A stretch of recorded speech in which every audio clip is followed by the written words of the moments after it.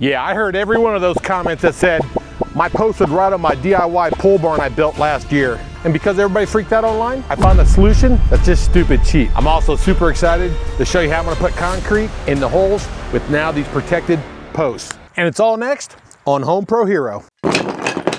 You know what they say about a barn, always build it bigger than you want.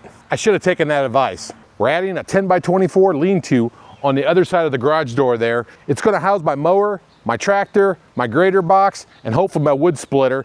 Today we're gonna set the post, make sure the foundation's right on the money, square, straight, level, whatever you wanna call it. It's the most important part of any build.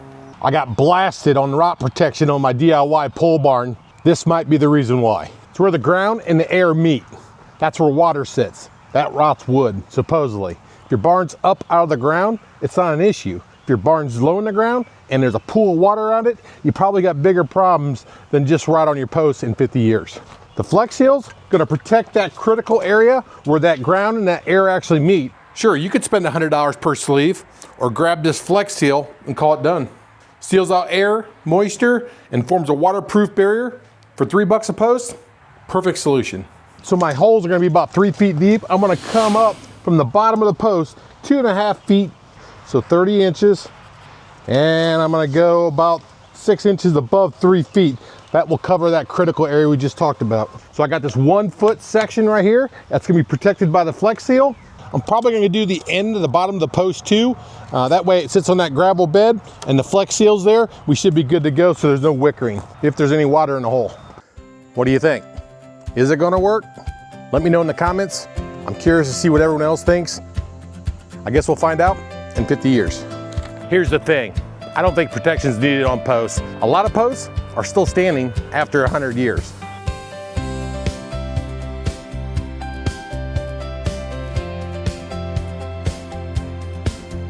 So I folded.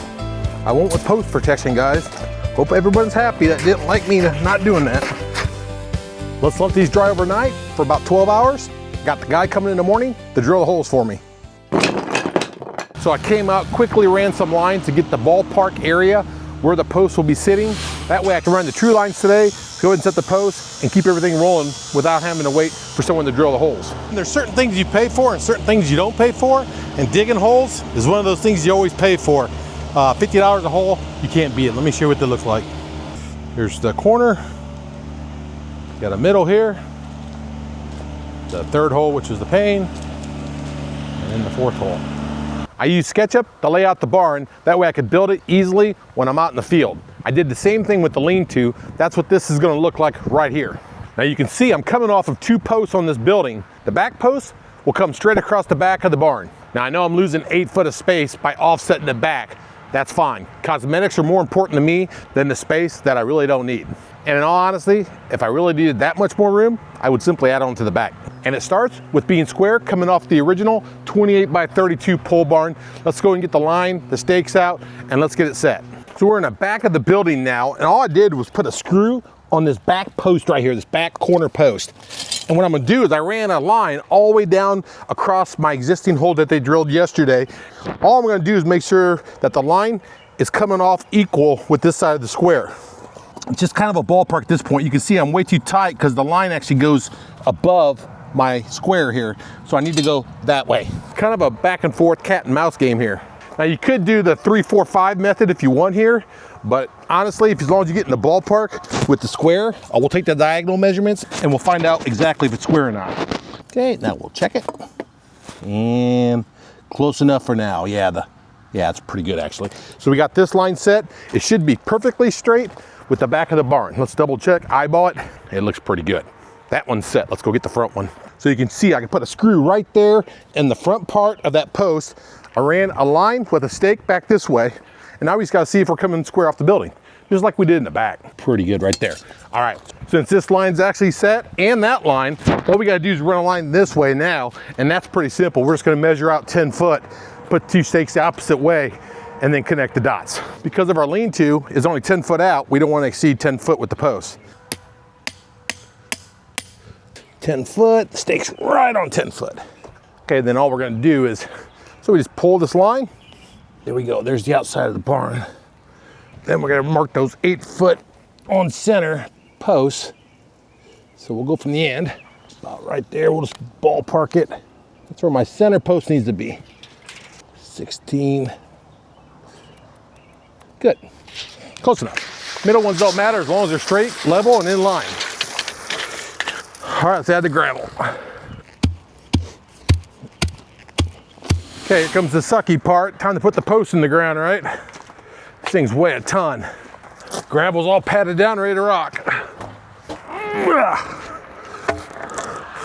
There's 1, 2, 3, and 4. The 2x4 should help me like basically set these things up where they need to be.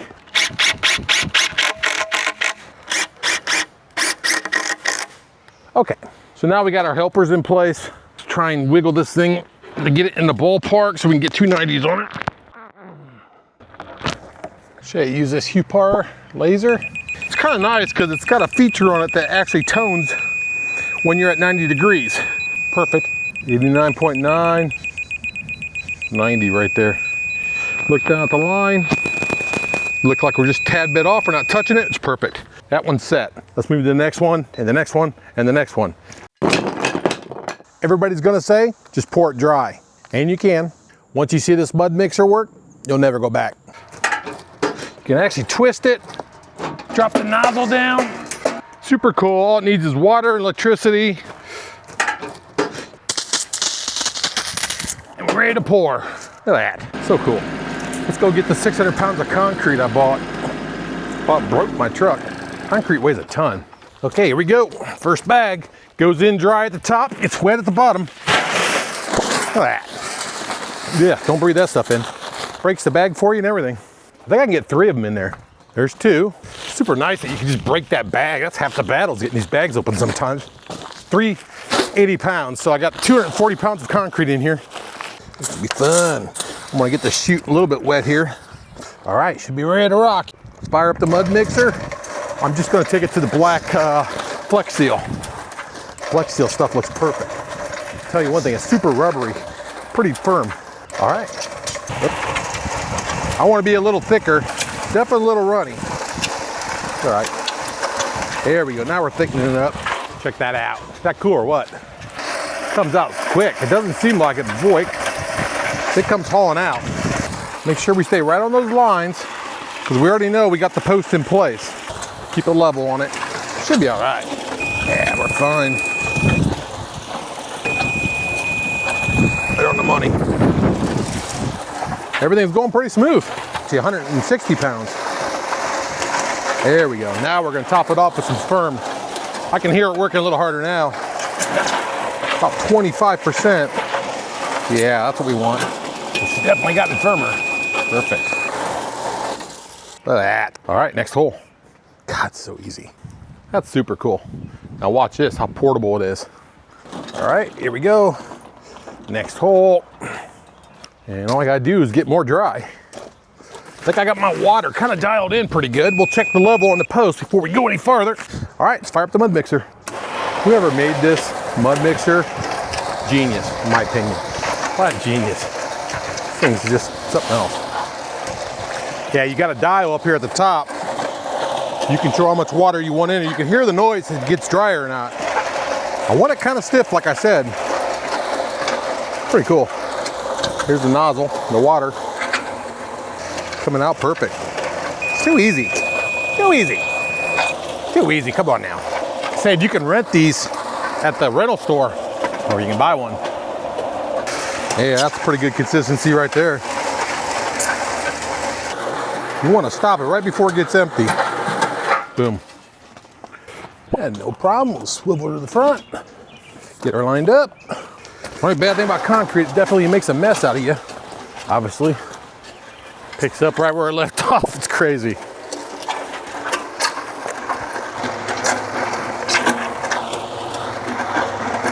And literally, this concrete mixing part has taken like less than 10 minutes. Maybe 15. We'll let it get all cleared out and then we'll clean it out over here in the rocks and it's done. It's so easy to clean up, it's got water in it. Should get runny here in a minute and we'll pull it out of there. Watch how easy the cleanup is on this thing.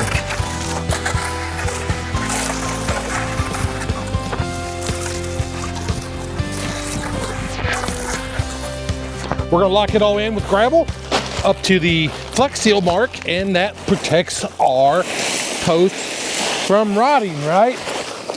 So no more nasty comments unless I hear that it costs $100 for a sleeve protector when this only cost me about $3 per post. Look at that. That's a bargain. $3 per post. That's it. I'm using the rock as drainage, so if water gets on the surface somehow, that it goes down, it gets away from that crucial area. The posts are in, they're drying, and they're level as can be. The big question is, how much did it cost me? I got 4 posts, 8 bags of concrete, 12 bags of gravel, and a can of Flex Seal. I'm all in for $400. Next video, we're gonna frame the lean-to, and trust me, if you had opinions about this one, wait till you see the framing video. Make sure you give me a thumbs up. If you're not subscribed, subscribe. Take care, and I'll see you next time. If you like this video, check out how I put my poles in the DIY pole barn.